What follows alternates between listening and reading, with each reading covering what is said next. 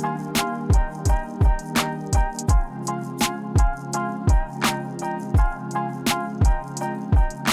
hey friends, this is Young, MSU Venue Director and Interim Real-Time Venue Director. Just want to say happy Wednesday to my Riv family. Hope you guys enjoyed your weekend as well.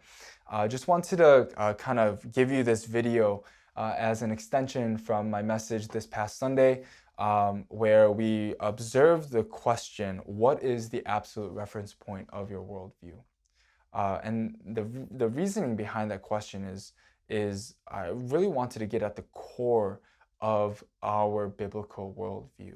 What is at our core? Because honestly, though we can say that we have a biblical worldview, meaning that we view the world in front of us through a biblical and scriptural lens, sometimes when you pull that curtain back, even though we say we have a biblical worldview, sometimes at the core of it, there can be something just rotten there. And I say rotten in the sense that it's not anything apart from desiring to glorify God, to be in awe of Him and to revere Him.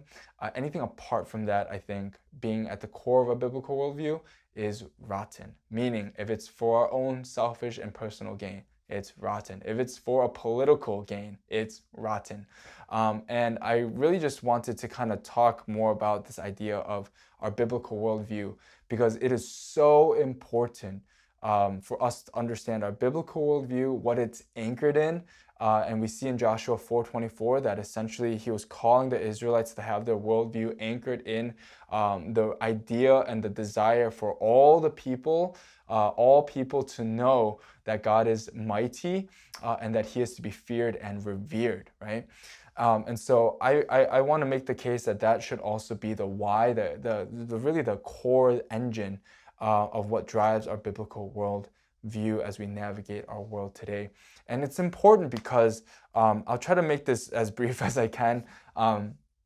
What we see happening in our world right now outside of the four walls of the church is what we would call like secular moralism, really just kind of rising up, especially over the past few years. Essentially, secular moralism is where moral and ethical frameworks are built outside of a religious tradition and religious moral and ethical framework.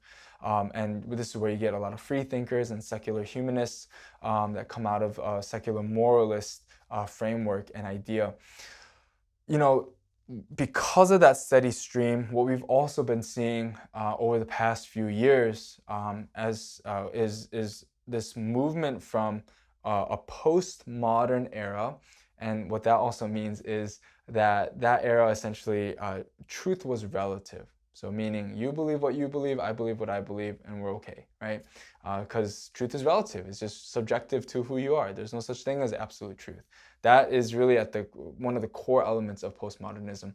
We've seen that move along to where we are now, especially here in America, into this post-truth era.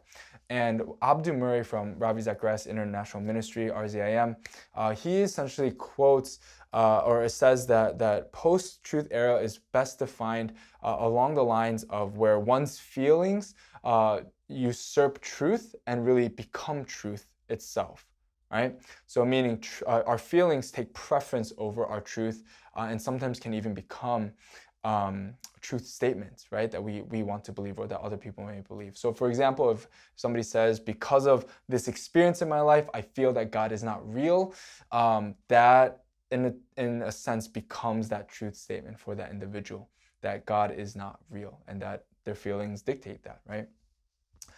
And so we see all this happening, this postmodernism and the ghost of postmodernism really kind of hovering over post-truth. And so we have a mixture of both happening in our society. And really what I've noticed, especially with a lot of the racial injustice happening in our nation, along with then the justice arm of that really pushing against the racial injustice that we see, is a big overlap between secular humanism, secular moralism, and Christian ethics. And if you had a Venn diagram, you could see a decent overlap between the two. And I think that exists because, the common grace of God extends in that way where people do have a moral framework. People do have the sense of justice. Sometimes it may not be rooted in a biblical sense of justice, but on surface level, it is justice nonetheless. And this is, again, just an example because it's an example of what I believe we need to understand in order to navigate these waters. All right. So I really want you guys to just dial in here because this is important, especially for Christ followers and especially those that are younger. So middle schoolers, high schoolers, college students. These are the waters that they're swimming in because a lot of what we're actually seeing these conversations being had is on social media. And a great way to process through how to really navigate these waters comes from the late Ravi Zacharias. And essentially, and I'll provide the link here below, but in one of his talks and in a blog post that he shared, he talks about the 3 levels of philosophy that people have. And he really thinks that this is a framework that we should understand and have as a tool to really navigate these waters, especially today. And so these are the 3 levels essentially that he refers. Level 1 is the why. This is the worldview that you have, that other people have. It's the why you believe what you believe, why you do what you do. It's essentially, again, like I had mentioned over this weekend, it's your modus operandi, it's your MO.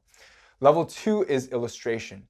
And in this illustration level, it really, according to Ravi, it just doesn't really it doesn't bow down to level 1, meaning whatever people want to share, even if it's apart from logic or reality, it happens at the illustration level, right? Worldviews get shared, and the best example of that is social media, right?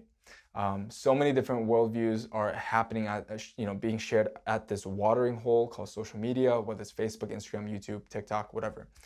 And then you have level 3. Level 3 is what he would call kitchen table talk, right? And this is where, maybe your kid, your high school, as a high school student, maybe you're talking to your parents about, are all people made equal? These are the questions that we're having at the dinner table with one another. And according to Ravi, right now in our culture, a lot of level 2 conversations are being had, or it's being had at level 2. And the trouble with that is you just have so many different worldviews kind of being shared and spoken about and being just confronted and, people bashing this or that. And for Ravi, he would suggest that in all conversations, whether in person or online, need to go down to level 1. Level 1 is the worldview. It's the why. It's addressing, before you get to racism, for example, it's what is your worldview on humanity, right? And there could be some overlap with the worldview between secular view on humanity and the biblical worldview on humanity. But at the end of the day, it's very different because according to the scriptures, we believe that all are made in the image of God, and therefore we all have dignity and worth. And the moment that someone looks another person as lesser because of their skin or the way that they look, that infringes upon that imago Dei that's informed by our biblical worldview. And you see, so when we have these conversations with people, we need to be aware to not get so sucked into either a level 2 or level 3 type of conversation, but if possible, to bring people back down to a level 1 conversation and have those conversations and see where there's common ground and really build from there. Because once you start the conversation at level 2 or level 3, there is no foundation there. It's just, talking heads at one another. Trust me, I've been there. It's not as productive as you might think. But where real progress begins to happen and where real and honest conversations can happen is level 1. And I think it needs to start there.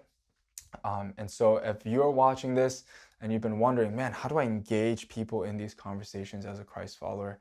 I hope that this really equips you in that way. Bring people down to a level 1, share your biblical worldview. And remember, at the end of the day, it's not to win an argument. It's not to even convince someone to take on your worldview. That will take days, months, and even years. At the end of the day, the core of our biblical worldview is for God to be glorified and for him to be revered and feared by all people, because he alone is righteous and perfect and glorious and deserves that. And that must be at the core of our worldview and why we share that with those around us. And so I hope that this encourages you. Please engage those in a socially distant way if possible, and also with an irenic posture that aims to not pull people apart, but bring people together in unity, and ideally in unity in the Spirit of our Lord Jesus Christ. Hope this helps you guys, and we'll see you in the next one. See ya.